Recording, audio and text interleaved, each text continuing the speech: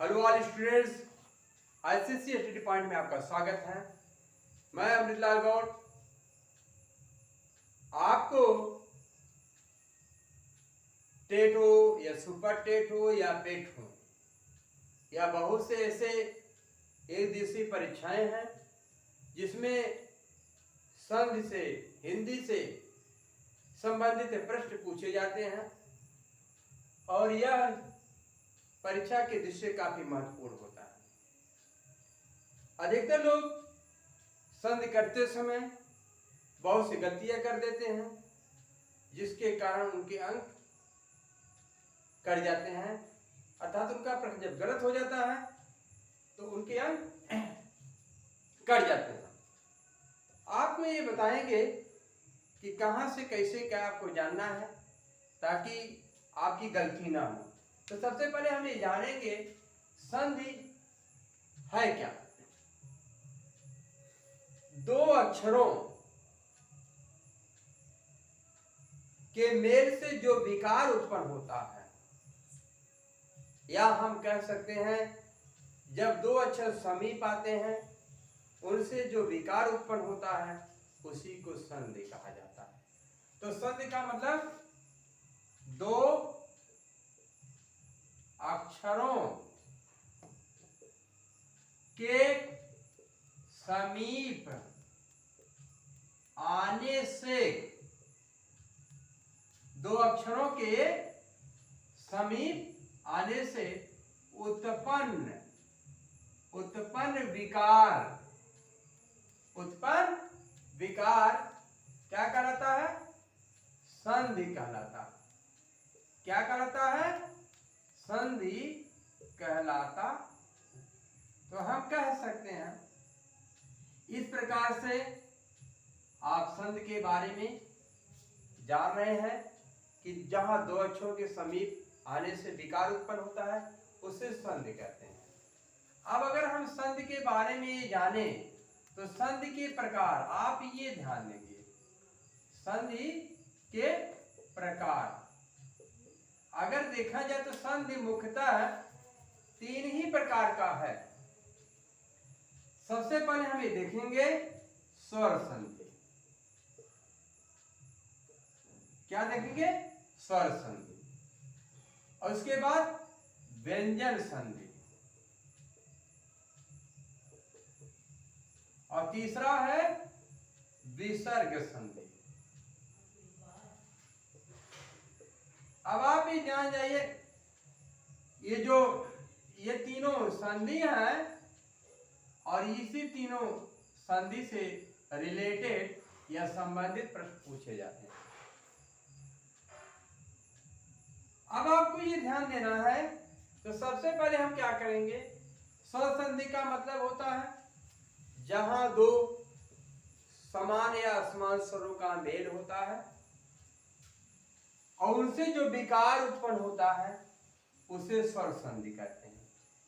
और यहां पर दो व्यंजनों के मेल से जो विकार उत्पन्न होता है, यहां हम व्यंजन, और जहां विसर्ग से जो विकार उत्पन्न होता है उसे हम क्या कहते हैं?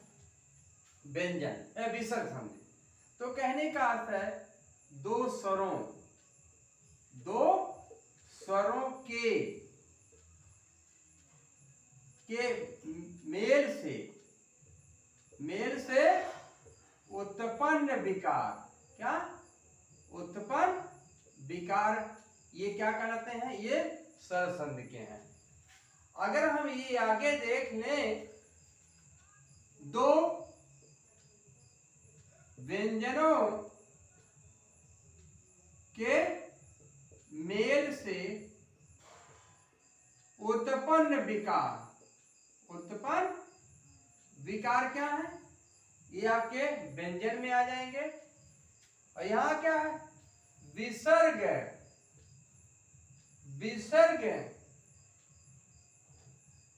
तथा स्वर या व्यंजन के मेल से उत्पन्न विकार कहने का आशय अभी आप जान चुके हैं, स्वर संधि, व्यंजन संधि और विसर्ग संधि। ये क्या है? जब दो स्वरों का चाहे असमान हो चाहे समान हो के मेल से जो विकार उत्पन्न होता है उससे स्वर संधि कहा जाता है। जहां दो व्यंजनों के मेल से जो उत्पन्न विकार होता है उसे हम व्यंजन संधि कहते हैं। जहां विसर्ग तथा स्वर या व्यंजन के मेल से विकार उत्पन्न होता है हम उसे विसर्ग। ये इंपॉर्टेंट चीजें हैं। ये क्या है? ये सब इंपॉर्टेंट चीजें हैं, इनको आप केयर करेंगे। और आप ही जानते हैं इन्हीं इंपॉर्टेंट चीजों से ही परीक्षा में संदेह संबंधित प्रश्न पूछे जा सकते हैं। परीक्षा का रूप बदल चुका है, पैटर्न बदल चुका है, इसलिए हमें छोटे से छोटे बिंदुओं को भी ध्यान में देना होगा। अभी रहा स्वर संधि के प्रकार। अगर आगे हम ये देखें स्वर संधि के भेद कितने हैं, तो सबसे पहले हम ये देखें, अब आप ये जानिए प्रकार तो आप जान गए। सबसे पहले अब आप ये जानेंगे स्वर संधि के भेद।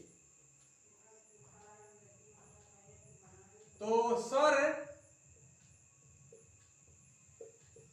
संधि के भेद। अब आप ही जानिए स्वर संधि के भेद। नंबर 1 में अगर हम चर्चा करें तो सबसे महत्वपूर्ण चीज, पहले पांचों को आप ये बारी बारी से जान ले तो अच्छा रहेगा। तो सबसे पहले हम ये देखें दीर्घ संधि। क्या है? दीर्घ संधि। ठीक। दीर्घ संधि के बाद अगर हम ये देखें, दीर्घ के बाद आप देखेंगे गुण संधि। कौन संधि? गुण संधि। अब आप ये देखिए गुण संधि हो गया, ये आपका गुण संधि। ठीक। अब इसके बाद अगर आप देखें तो गुण के बाद आप देखेंगे वृद्धि संधि। वृद्धि संधि। वृद्धि के बाद आप देखेंगे यड़ संधि। कौन संधि? यड़ संधि। ठीक। उसके बाद आप ये देखेंगे अयादि संधि। अब आप ये जान जाइए। तो इस प्रकार से आप देख लिए, तो दीर्घ संधि हो गया, गुण संधि, वृद्ध संधि, यड़ संधि और अयाद संधि। इस प्रकार से स्वर संधि के ये 5 भेद आपके सामने प्रस्तुत हैं। तो सबसे पहले हमें जो चर्चा करेंगे दीर्घ संधि पर। किस पर चर्चा करेंगे? दीर्घ संधि पर। अब आप ये जानिए दीर्घ संधि के बारे में। दीर्घ संधि है क्या? तो सबसे पहले उसके हम सूत्र को जानेंगे। अकः सवर्णे दीर्घ। अकः सवर्णे दीर्घ। अकः सवर्णे दीर्घ। अब आपके सामने ये दिखेगा, इसका ये सूत्र है। क्या है?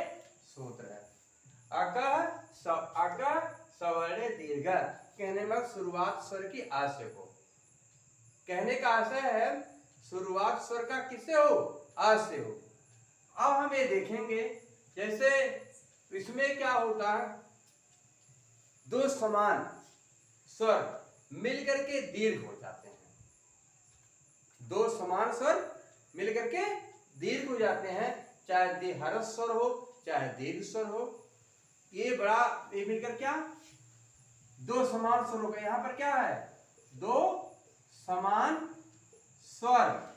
दो समान स्वर मिलकर क्या हो जाते हैं? दीर्घ हो जाते हैं। क्या हो जाते हैं? दीर्घ हो जाते हैं। तो यहां पर आप ये जान जाइएगा, इसकी जो पहचान हो रही है ये दीर्घ संधि से है। उदाहरण के रूप में आप ये जान ले जाइए, जैसे नियम में ये जो नियम है, नियम आप जान जाइए क्या? चाहे आ हो या आ हो या आ हो या आ हो, ये मिलकर के क्या हो जाते हैं? बड़ा। चाहे छोटी ई हो या बड़ी ई हो, या छोटी ई हो या बड़ी ई हो, ये मिलकर क्या हो जाते हैं? बड़ी ई हो जाते हैं। चाहे छोटा ऊ हो या बड़ा ऊ हो, या छोटा ऊ हो या बड़ा ऊ हो, ये मिलकर क्या हो जाते हैं? ऊ। कहने का आशय यह अकह सवरे दीर्घ। कहने का आशय दो समान स्वर, या चाहे छोटे हो चाहे बड़े हो, दीर्घ हो या हर्ष हो, ये मिलकर के क्या हो जाते हैं? बड़े हो जाते हैं। उदाहरण के रूप में अगर हम ये देखें तो आप क्या पाएंगे, इसको जानिए। उदाहरण के रूप में ये देखिएगा, अगर हम उदाहरण दें तो आपकी समझ में आ जाएगा। जैसे आप ये जान जाइए, जैसे हम मानते हैं जैसे विद्या, विद्या धन आलय, विद्या धन आलय। अब आप समझ जाइए। सबसे पहले हम क्या करेंगे? विद्या लिख लें, यहां आ निकालिए, फिर आ निकालिए। अब आप ये देखिए, यहां पर आ है कि नहीं? आ है ना। यहां पर देखिए आ है ना, आ है ना। अब मिलाकर किसको क्या पढ़ेंगे? विद्य। अब ये देखिए विद्य तो हो गया, अब ये दोनों मिलकर के आलय हो गए। क्या हो गए? आलय। बड़ा स्वर हो जाएगा, क्योंकि चाहे छोटा हो चाहे बड़ा, इसको लिखेंगे विद्यालय। क्या लिखेंगे? इसको आप लिखेंगे विद्यालय। अगर हम इसको देखें, जैसे दूसरा उदाहरण, दूसरे उदाहरण पर अगर हम ये चर्चा करें तो आप ये जानेंगे, जैसे रवि धन ईश। अगर रवि में देखेंगे, ये र व, इसमें छोटी की मात्रा है, ये बड़ी की मात्रा है ईश में। अब ये दोनों मिलकर के बड़ी ही हो जाएंगे, तो रव धन ईश। अगर मिला देंगे, ये दोनों स्वर बड़ा हो गया कि नहीं हुआ? देखिए यहां पर हम लिखेंगे रवीश। क्या हुआ? रवीश। क्या हुआ? रवीश। अगले उदाहरण के रूप में अगर हम ये देखें, यहां पर अगर हम ये दूसरे उदाहरण के रूप में देखते हैं, यहां पर जैसे आपका हो गया,